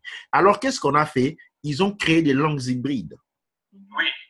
Alors, chez les Bakongo, les Wazungu viennent, ils ont des gens qui vont étudier votre langue et sélectionner. Ils vont étudier votre langue et sélectionner, sur base de votre langue, ils vont décider une langue hybride. Bah, ça signifie quoi une langue hybride? Là, je vais essayer d'être plus clair. Une langue est un véhicule de la tradition de la culture. Quand on la parle, on exprime sa culture, on exprime son identité. Mais l'identité, cette identité est l'identité de ses ancêtres, des ancêtres de ses ancêtres jusqu'à Kemet. Maintenant, qu'est-ce que les Wazungu fait? Les Wazungu prend la partie littéraire et il instille son esprit. J'insiste, je répète, le Wazungu prend la partie littéraire de la langue et il instille son esprit. Donc, on commence à parler, quand on dit un Kikongo hybride, c'est un Kikongo qui ne découle pas de la source noire, mais c'est un Kikongo qui découle du conditionnement neurolinguistique de Lynch, de Willie Lynch. Et donc, le Kikongo que nous avons appris à parler, c'est comme ça, quand vous allez, vous trouverez des dictionnaires de Kikongo français. Le dictionnaire Kikongo français, ça signifie quoi? Ça signifie le Kikongo conditionné par la littérature française. Le dictionnaire Chiluba français signifie tout simplement que le Chiluba conditionné par la littérature et l'esprit français. Et donc, les langues originelles ont disparu, mais quelqu'un de pas trop intelligent ne noterait pas ces changements. On a détourné ce qui est les siens, c'est-à-dire, c'est comme si on enlevait ce qui vous appartient, on la remet, tu vois, quand on veut vous mettre sous espionnage, on prend votre computer, on vous donne un autre computer qui est exactement égal au vôtre, mais dans lequel il y a une piste. C'est ça qu'on a fait avec les langues. On a pris les langues, on nous a donné un autre qui est égal, mais avec une piste. C'est quoi la piste? C'est la mentalité. Et là encore, il y a un contrôle. Et ce conseil est distillé. On les trouve ça dans les documents de Willie Lynch. Alors, nombreux vont se dire, mais écoute, mais comment on va faire? Comment nous allons faire? Très simple. Il y a les Medu Necher, les Untu Untara. Apprenez à écrire les Kikongo. Apprenez à écrire les Swahili. Apprenez à écrire les Chiluba, les Bambara, les Sominke, les Zulu, les Isizulu, les Ntosa. En Medu Necher, vous commencez à récupérer l'esprit, parce que l'esprit se transmet à travers l'écriture. Parce que l'écriture sont les formes, et les formes représentent l'esprit du Necher.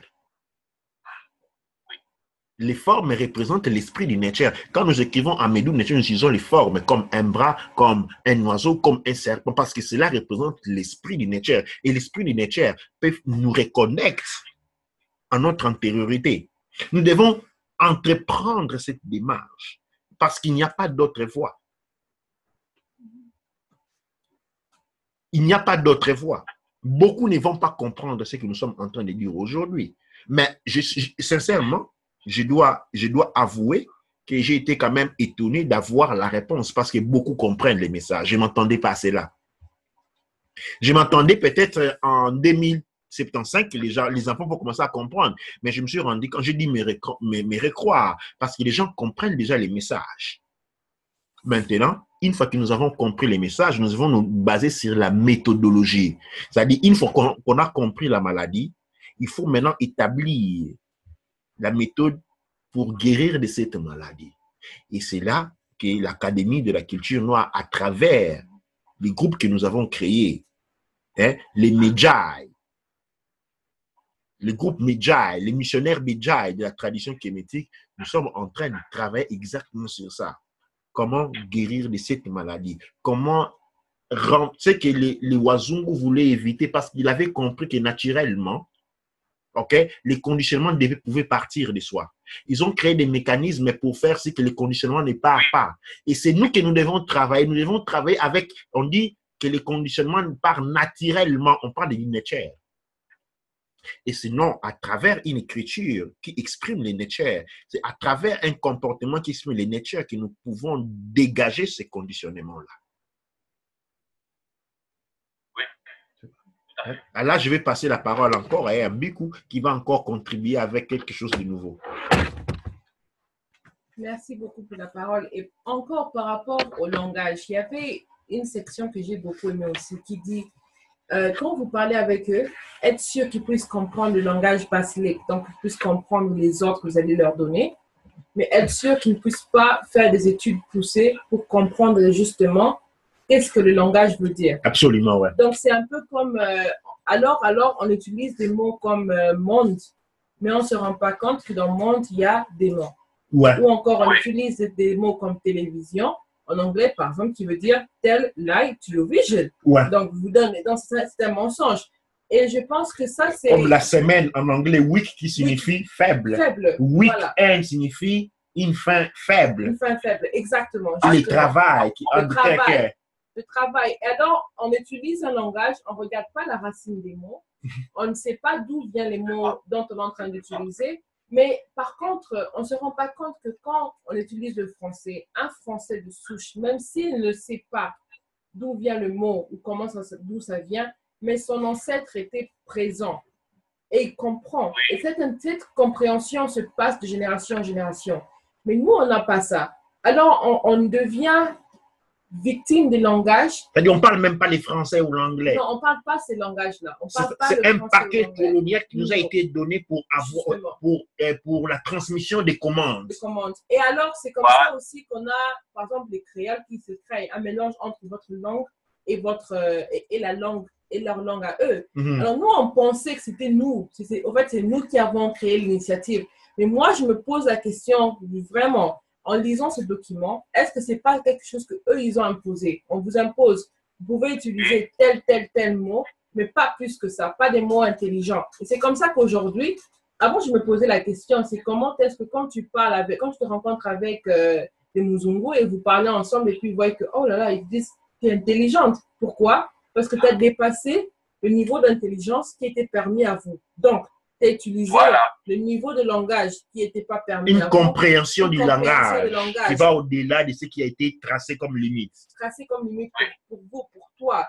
Et moi, avec ça, ça me dit, bien sûr, je ne dis pas aux gens d'étudier le langage français ou italien ou anglais ou quoi que ce soit, mais seulement je dis que si vous utilisez un langage, est-ce que vous connaissez les mots que vous êtes en train d'utiliser? Vous devez comprendre l'étymologie des mots que vous êtes en train d'utiliser. Et le langage des oiseaux, par exemple, qui explique comment on utilise les mots quand on dit mensonge, par exemple. Quand on utilise beaucoup de mots. Par exemple, mensonge, déjà, en commençant mensonge, on dit déjà, tu mens. Un mensonge. Donc, c'est un mot et puis c'est un songe. Un songe, c'est une histoire qu'on raconte. Donc, c'est une histoire qu'on raconte qui est fausse, qui est un mensonge. Alors, c'est comme ça. Et puis aussi, quand on dit politiquement, donc ça ment à la fin. Donc, on dit lentement, donc tu mens à la fin. Et c'est comme ça, c'est comme si tu fais quelque chose, mais à la fin, il y a un mensonge qui est mis à l'intérieur aussi. Et ce langage-là, il est... On dit va lentement, va lent et ment. Va lent, mais ment aussi. Doucement, va doux, mais ment aussi. Donc, tu vois, ça veut dire quand tu fais doucement, c'est comme si, en lingala, c'est comme si, donc ça veut dire que tu mens en fait. Parce que c'est comme si, pour toucher quelqu'un doucement, il faut le caresser légèrement. C'est comme si tu touches, comme si tu flottais sur la personne. Donc, ça veut dire, vas-y. Mentir l'essence. Il faut mentir l'essence. Donc, tu es en train de te déjouer l'essence. Et alors, c'est comme ça que quand on utilise ces termes-là, on voit que non, il y a une partie qui ment l'essence. Mais si on n'étudie pas ça, et alors il faut aller aussi à l'étymologie des mots, pour comprendre pourquoi l'étymologie des mots est là et pourquoi on a besoin de ça. Et c'est ça qu'on comprend pourquoi. Et c'est même quand on parle, par exemple, de la liquidation. On parle de la liquidation. Liquidation, ça veut dire quelqu'un qui perd l'argent ou on parle de la liquidation, ça peut aussi être le mouvement de l'argent.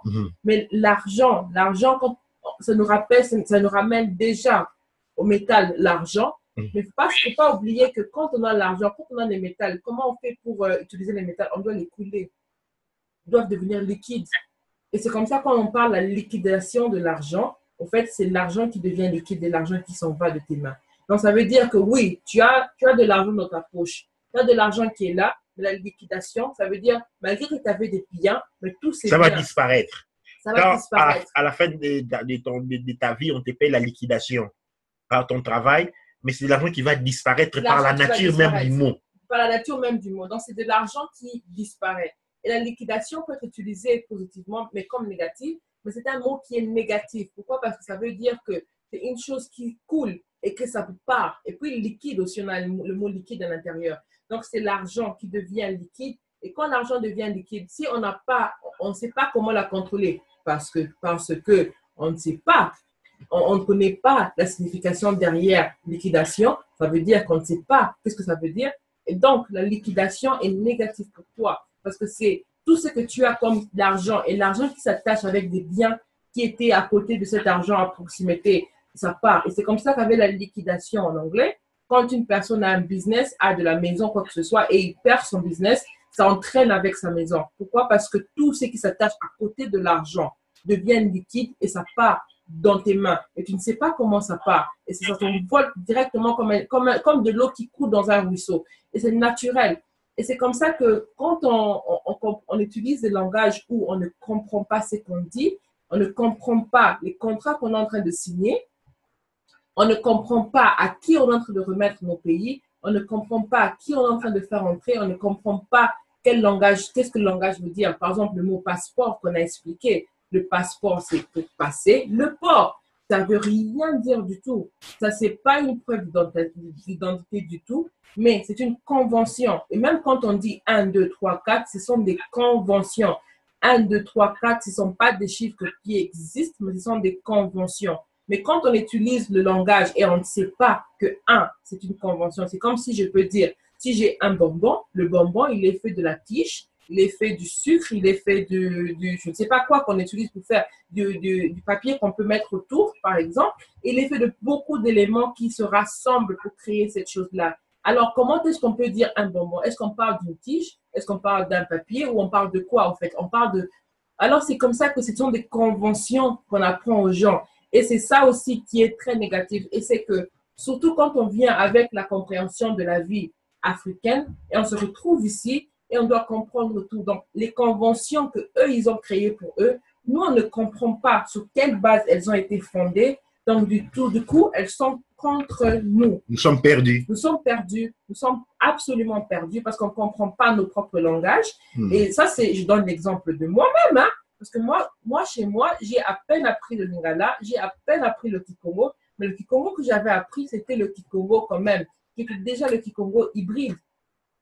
Ce n'est pas le vrai Kikongo. Et c'est ça que moi, j'ai à peine appris. Et après, j'ai à peine appris le français et j'ai aussi à peine appris l'anglais. Et alors, quand on parle, quand on se représente, et surtout quand on pense qu'on a accompli des choses parce qu'on a un diplôme universitaire, pendant qu'on n'a absolument rien compris, on est mal barré. Oui, absolument. Douat, Senet, Coucou Mikou, Mazulu, comme Yaya Mikou disait quand en parlant des passeports, hein, les passeports ne veulent rien du tout. Les passeports, c'est comme l'abonnement pour un bus. C'est là vous donne l'autorisation de rentrer dans le bus quand vous voulez, de descendre quand vous voulez. Vous pouvez même faire 4 tours dans le bus sans jamais descendre aussi longtemps que vous avez votre abonnement. Mais attention, cela ne signifie pas que maintenant vous appartenez à la famille du propriétaire de la société. Et nous devons comprendre cela. Et là aussi, il y a une autre chose qui m'est venue à l'esprit pendant qu'Yaya vous parlait, c'est par rapport au langage. Quand j'étais en Chine, j'ai appris que les Chinois avaient des formes de langage. Il y avait un langage que les Chinois ne parlent qu'avec un Chinois. Et puis, il y avait un Chinois que tout le monde apprenait. C'est comme s'il y avait un Chinois et un Chinois international. Alors, les Chinois parlent les deux. il comprend le chinois chinois et le chinois international. Le chinois international, c'est ce qu'il utilise pour parler avec tout le monde. Mais quand il veut parler avec un chinois, il utilise que le chinois chinois. Que le chinois chinois, l'étranger ne peut pas comprendre. On ne peut pas enseigner cela à l'étranger. Il y a un protectionnisme très fort. Et là, j'ai réalisé, au fait, nous avons appris les Français parce que nous avons été éduqués à apprendre les Français. Or, ce que nous avons été éduqués, c'est apprendre une langue de commande. On nous a juste enseigné ce dont il était suffisant pour obéir aux commandes, parce que nos parents devaient aller travailler chez les Wazungu. Donc, il fallait une compréhension de base. Et cependant, dans le cas de ce que je remarque au niveau de la langue française-anglaise, ce n'est pas qu'il y a des Anglais, comme il y a en Chine, mais il y a plutôt des niveaux de compréhension différentes. Il y a une compréhension qui découle de la culture. C'est-à-dire qui est quelqu'un qui est culturellement et traditionnellement français, comprend les Français sur base de sa tradition. OK? Par contre, il est libre de comprendre. Un Gaulois comprend les Français sur base de sa nature gauloise, ce qui lui permet d'interpréter les mots dans le temps et dans l'espace. Par contre, un Africain qui parle français comprend les Français dans les limites des dictionnaires et de l'enseignement qui lui a été donné par les mots. C'est-à-dire, cela fait qu'il peut être en mesure de parler les Français avec les Français. Les Français comprennent à 100% ce dont il est en train de lire, de dire. Mais les Français, devant lui, peuvent se mettre à parler les Français avec un autre Français. Les Noirs, par contre, il y aura une compréhension limitée au dictionnaire. Cependant, les Français, en parlant, ont une compréhension, ont un échange au niveau culturel et traditionnel. Pendant que là, il y a une barrière. Donc, nous ne parlons absolument pas les Français ou l'anglais ou l'italien. Nous parlons plutôt quelque chose nous parlons un langage, une forme d'hybride colonial. C'est-à-dire, quand nous rentrons chez nous dans notre antériorité, nous allons nous rendre compte que les Lingala, les Swahili, les Bambara, les Izu que nous parlons pour la plupart, ce sont des hybrides. Et quand nous venons ici, les Français, l'anglais, les Néerlandais que nous parlons sont aussi des hybrides. C'est-à-dire, nous sommes comme des plantes qu'on a déracinées du sol, du point de vue linguistique. Et c'est là, comme la langue est un véhicule et le miroir de l'âme, non de l'individu, de la tradition. Ayant une langue hybride, on se retrouve dans une situation où la connexion avec la mémoire ancestrale est loupée. Il y a même une mémoire hybride qui se crée à la longueur par la force des choses. Mais tout à fait, hein, parce que vous n'avez jamais remarqué que quand on parle le français avec nos parents, ils nous disent toujours ah bino bana poto na ba français na bilo milai. Mais il va jamais dire ça d'un blanc. Hein. Il va jamais dire ça d'un blanc. Que monde là azana français milai. Mais nous oui. Donc pourtant moi-même qui est né ici, je te l'avais dit même hier soir, je n'ai pas la maîtrise du français. Mais quand je parle avec les parents, ils me disent, ouais, mais ma mère, des fois, elle me disait, tu parles trop vite. Tu parles trop vite, je ne comprends pas. Ou des fois, quand on lui explique les choses en français, je le sens qu'elle ne comprend pas vraiment ce qu'on lui dit. Comme tu dis, c'est limité. Et encore, à l'époque de la colonisation, c'était encore pire parce qu'ils n'ont pas appris grand-chose. Déjà, nous-mêmes ici, en Europe, qui sommes nés ici, et là je vais mettre à défi n'importe quelle personne, même celui qui a fait l'université, de me dire qu'il maîtrise le français à 100%. C'est pas possible. Parce que déjà, quand moi j'étais à l'école, je demandais à mon prof de français, madame, pour devenir prof de français, qu'est-ce qu'il faut? Il faut maîtriser le latin, apparemment. Et apparemment, même quand tu parles le latin, tu te rends compte qu'il y a des mots en français qui n'ont aucun sens. Ouais, parce que si tu veux maîtriser les français, il faut mourir, naître français. Il faut mourir et naître il y a 400 ans français et suivre cette voie. C'est-à-dire, on ne peut pas maîtriser une langue dont on n'est pas traditionnel. Parce que la compréhension, elle est premièrement culturelle et traditionnelle. Et la compréhension académique est une compréhension fonctionnelle. Elle est seulement fonctionnelle. C'est-à-dire c'est une compréhension qui a des limites fonctionnelles. elle ne va pas au-delà de la fonctionnalité. C'est-à-dire, les nègres en tant que nègres parlent les Français au travail, les Français du travail, les Français qui va au-delà, qui rentre au niveau de la littérature, de la tradition, de la culture. Il est complètement étranger à cela parce qu'il ne peut pas la comprendre. C'est une question d'expérience. Il ne peut pas, c'est impossible. Comme eux non plus, ils ne pouvaient pas comprendre nos langues. Il y avait ces doubles rapports-là. Eux non plus ne pouvaient pas s'insigner dans nos langues et les comprendre. Et pour ce faire, ils détruisent les nôtres. Les détruisent parce que pendant la colonisation, okay, quand ce qu'on a dit, les Kikongo, il y a l'État. Tout le monde connaît quand on dit l'État pendant la colonisation, ça signifie les Blancs, les Wazungu. Quand on dit les Kikongo, il y a l'État. Ça veut dire les Kikongo du colonisateur. Et dans le Kikongo du colonisateur, il y a ce qu'on appelle les interdits. C'est-à-dire, quand vous venez au travail, vous devez parler le Kikongo du colonisateur. Et quand vous prononcez des mots qui n'appartiennent pas au Kikongo du colonisateur, c'est là le cas pour les Tchouloub et toutes les autres langues négro, vous êtes puni. Comme tout votre enfant qui va à l'école, maintenant c'est les Français. Mais avant, les Kikongo étaient enseignés à l'école par des prêtres belges. C'était des prêtres belges qui enseignaient les Kikongo à l'école. OK? À l'école, c'était enseigné par du belge. Et là, vous comprenez la complexité. On comprend. Ah, là, je pense qu'on avait eu un problème de coupure. Allô? Oui, oui. Alors, je disais, les Kikongo. Ouais, absolument. Les Kikongo étaient enseignés à l'école, c'est-à-dire les enfants Mukongo, quand ils allaient à l'école, les Kikongo leur étaient enseignés par les prêtres belges. Ah! Et oui. C'est comme ça qu'il y avait des dictionnaires, parce qu'il y avait un cours de Kikongo avant d'arriver au français, il y avait un cours de Kikongo. Quand on parle de la grammaire, c'était enseigné par les prêtres belges. C'est-à-dire qu'il y avait une corruption de la langue au niveau de l'école et au niveau du travail. Au niveau de l'école et au niveau du travail. Cela a produit par la suite un langage complètement détruit. Parce qu'aujourd'hui, demander à un vrai Mukongo de vous écrire, le Kikongo est d'écrire sa langue en utilisant l'écriture de sa tradition. Prenons par exemple les Medou Netcher. Parce que les Bakongo disent, tous disent que nous sommes venus de l'Égypte antique.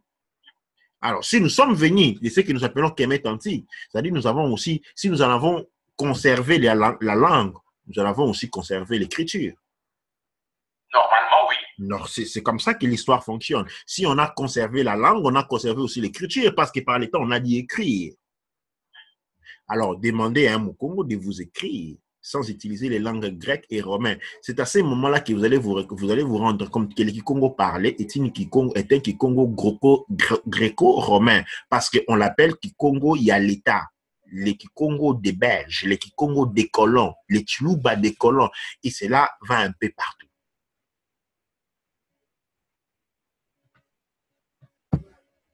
Allô, Sen Makassi. Allô? Ouais, j'ai te redonné la parole. Ah, parce que j'ai eu même qu'on a avec nos langues, c'est que on pense que nous parlons nos langues, mais en fait, ce sont des langues que c'est comme le lingala, c'est la même chose. On pense que nous parlons une langue authentiquement de chez nous, or que non. Mais maintenant, le problème, c'est quoi? Le niveau de mensonge dans notre histoire est tellement profond que, tu sais, ce qu'on est en train de faire, là, remettre toutes ces choses-là en question, c'est un grand travail. Hein. Ouais. C'est un très grand travail, hein, parce qu'il n'y a personne de toutes les émissions, que même des fois ça m'arrive de taper sur YouTube, je regarde des gens qui parlent des émissions, il n'y a personne qui remet ces choses-là en question. Ils ont tous, c'est comme si ils avaient tous un petit programme là qui passe, mais certains points, on ne veut pas y toucher. Hein? On ne veut pas toucher à ce point-là, ça ne sert à rien, non, on ne veut pas toucher à ça. Mais en fait, le problème, quand tu travailles la terre, un champ, c'est mètre carré. Allô? Ouais, je suis là à l'écoute, ouais. Tu vois, ce n'est pas juste un mètre carré. Tu laboures sur un champ, par exemple, de 10 hectares, tu vas labourer 5, 6, 7, 8. Même les 10, si tu as le temps, tu laboures tout. C'est pas que, oh, aujourd'hui, je vais juste labourer ça et le reste, je ne laboure pas. Parce qu'alors, tu as une terre mal cultivée, mal labourée. Et ça, c'est le problème. Il faut remettre. Il faut revenir, comme tu dis, au Médou. C'est la seule chose qui va nous unifier. Parce que moi, je vois mal, aujourd'hui, tous les Africains se mettre ensemble pour dire, bon, nous allons créer telle langue. Ce n'est pas possible. Ce n'est techniquement pas possible. Or que les Médous sont là, ils nous parlent, ils sont déjà là. Donc ça veut dire, en fait, c'est vraiment, on voit vraiment l'imbécilité des fois de l'homme noir. Vous avez tout sur un plateau. Et ça, c'est pour ça que le Wasungu se moque de nous.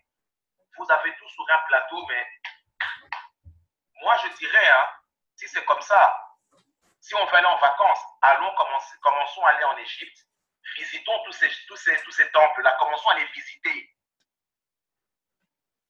Parce que moi, je dis une chose, ça ne sert à rien de faire comme les Wasungu. Ah, je vais aller en Espagne, je vais aller en Italie, ah, je vais aller là-bas en vacances, à la plage. Non, non, on va en Égypte, on commence à regarder et récupérer notre patrimoine. On prend des photos,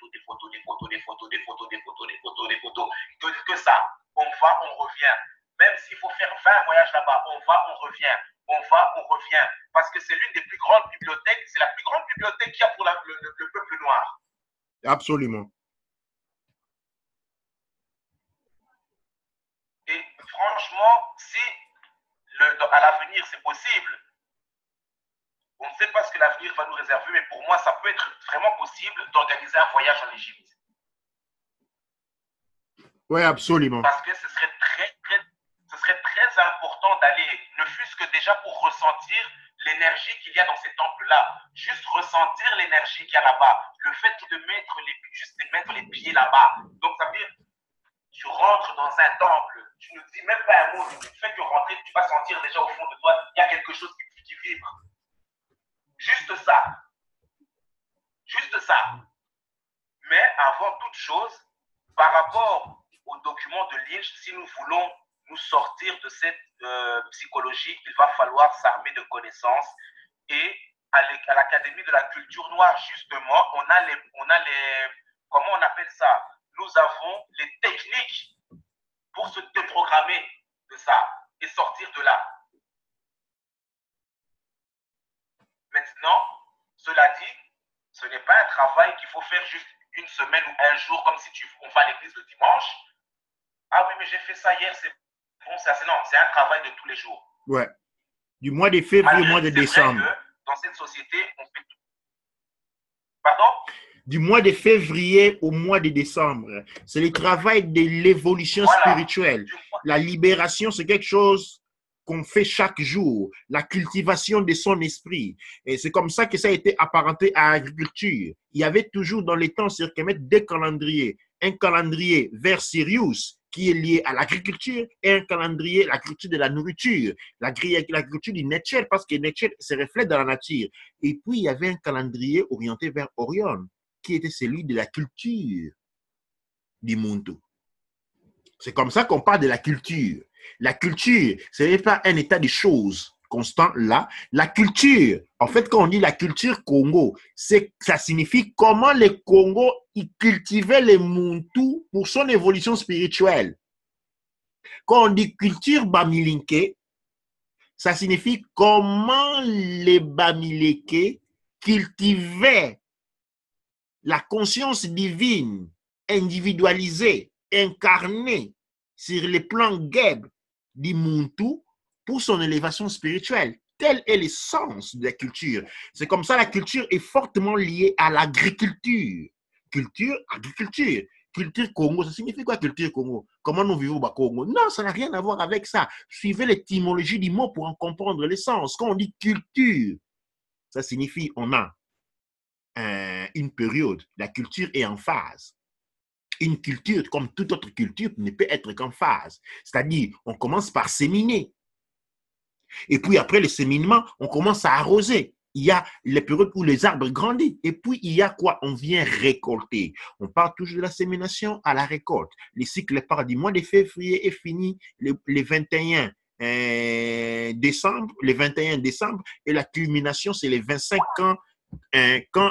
disons, quand nous avons l'étoile de Sirius qui apparaît dans le ciel. Telle est la nature de la chose. Là, je vois que nous avons perdu Pangui Makassi, l'autre scène Makassi, et je pense que nous avons des problèmes techniques pour l'émission d'aujourd'hui. Pour en faire autant, nous n'allons pas insister avec quand nous avons des problèmes techniques, parce qu'aujourd'hui, sinon, c'est le 27 juillet et bientôt va commencer un éclipse total, ce qu'on appelle la ligne des 100. Et je vais clôturer cette émission en vous remerciant pour nous avoir suivis. Et encore là, je vais prononcer les paroles de pouvoir de la conclusion de notre programme. Et avant de les commencer, je dis MS7, net nature. Soyons dans les faveurs du nature. Doua nature ne ek. Nous remercions les nature pour être avec nous. Et là, j'ai fini en disant Amasu empa emra sangsu, emenra empa emra, au kwaura manketi pa erura. Ah, en phase de conclusion, nous avons Pangui Makassi qui revient sur le plateau. Allô, aujourd'hui, nous avons beaucoup de problèmes de coupures, mais il n'y a pas de problème, nous avons continué. Et nous étions dans la phase conclusive, parce que j'ai rappelé aujourd'hui, vu que nous sommes le 27 juillet, nous avons une éclipse linéaire en cours, ce qu'on appelle la ligne des 100. Et vous m'écoutez, Pangui Makassi? Ouais. Aujourd'hui, nous avons une éclipse linéaire qu'on appelle la ligne des 100. Cela fait que les transmissions électriques, électromagnétiques vont avoir certains problèmes vu que nous nous approchons petit à petit à ces moments-là. Ah, d'accord. Ouais. Ok, je vois. Je vois. Parce que je me disais peut-être aussi c'est la force électromagnétique qu'on dégage dans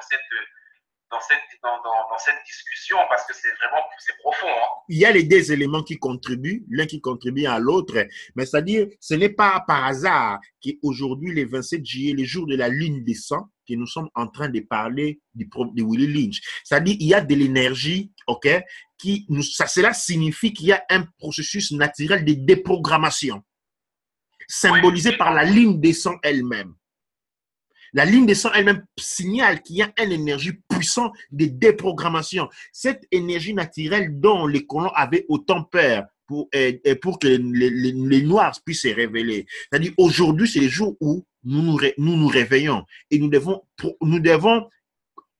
contribuer à cet éveil, comme le disait Sen Makassi, en lisant.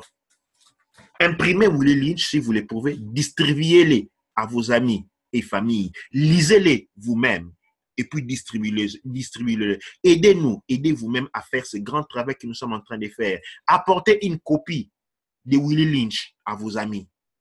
Si vous n'en avez pas, vous pouvez me contacter sur la mail de l'école, de l'académie, c'est-à-dire culture noire kémétique, @gmail.com. Je répète, culture noire kémétique, @gmail.com, et demandez une copie de la mémoire de Willie Lynch. Je vais vous l'envoyer de manière que vous la lisez, vous la distribuez à vos parents et à vos proches. Lisez ces documents parce que ces documents est les documents légaux ensemble avec les codes noirs pour lesquels nous ferons une émission dans les jours à venir, ensemble avec la bulle papale du pape Nicolas V.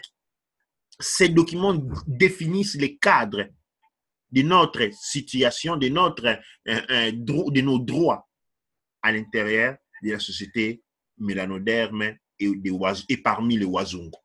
Je remets la parole à Pangui Hussein Makassi pour les mots de conclusion pour cette soirée merveilleuse. En tout cas,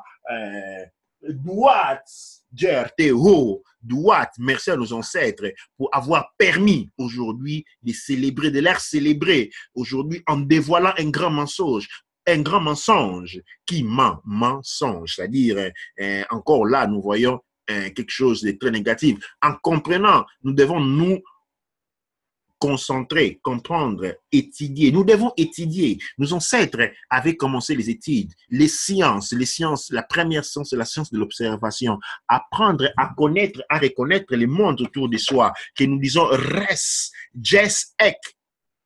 Connais-toi toi-même, mais le toi, c'est toi et le monde autour de toi. Nous sommes des hommes de science. Nous sommes des descendants des hommes, des grandes femmes, des grands hommes de science. Et nous ne pouvons pas vivre science parce que la science, c'est l'étude de soi et des gens autour de soi. Et nous avons été brisés. Pourquoi? Parce que les autres étudient les sciences. C'est-à-dire quand les autres ils pratiquent les sciences, c'est parce qu'ils nous étudient. Douat, Sen Makasi. En tout cas, j'espère que vous avez vraiment entendu attentivement pour ceux qui vont écouter la vidéo, l'audio. J'espère que vous allez écouter ça, que vous avez entendu ça attentivement. Je peux donner un conseil, si je peux me le permettre, que ce soit dans les couples ou dans les familles, parce que maintenant, on va se retrouver avec beaucoup de jeunes parents. La déprogrammation, si vous vous déprogrammez vous-même, vous déprogrammerez vos enfants. Si vous ne voulez pas faire ce travail-là, vous allez induire vos enfants dans l'erreur. Et si vos enfants le font et que vous ne voulez pas le faire, vous allez rentrer en conflit avec eux. Le problème, comme Willie Lynch l'a dit, si nos enfants sont à la merci de Willie Lynch, c'est parce que nous-mêmes, nous ne voulons rien apprendre et que nous ne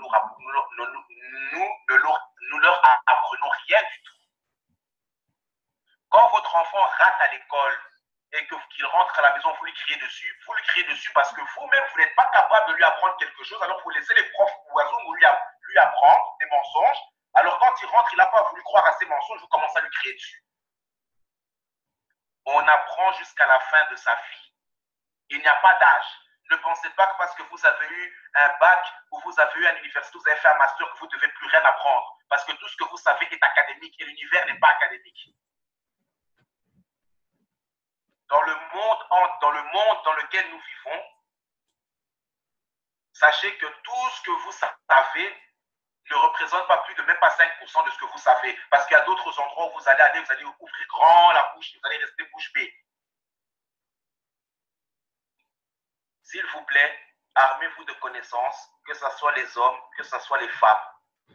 Les hommes, si je peux donner un conseil, au lieu de passer votre temps à vous muscler avec de la fonte dans les salles de musculation, commencez à cultiver votre intelligence. Parce que quand vous marchez avec les t-shirts et les gros bras, c'est ce que les femmes Wazungu veulent voir de vous. Parce que c'est ce qu'elles voient à la télé. Donc, vous n'êtes pas très différent de ce qu'il y a à la télé en fait pour eux. Vous êtes divertissants. C'est tout ce que nous sommes, divertissants.